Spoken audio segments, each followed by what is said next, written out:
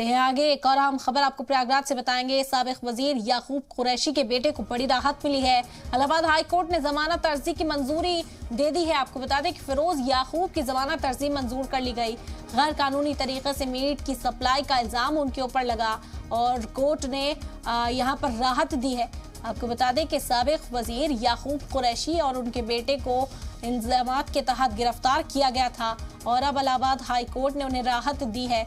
जमानत अर्जी को मंजूर कर लिया गया है। फिरोज याकूब की जमानत अर्जी मंजूर हो गई है। गैर कानूनी तरीके से मीट की सप्लाई का इल्जाम लगा था और उनके वालिद को भी गिरफ्तार किया गया था।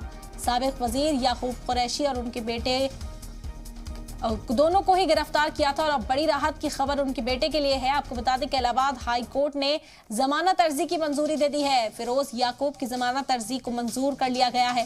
गैर कानूनी तरीके से मीट की सप्लाई का इल्जाम उनके ऊपर था। वालिद और उनके बेटे दोनों को ही गिरफ्तार किया गया था और अब यहाँ ये बड़ी राहत।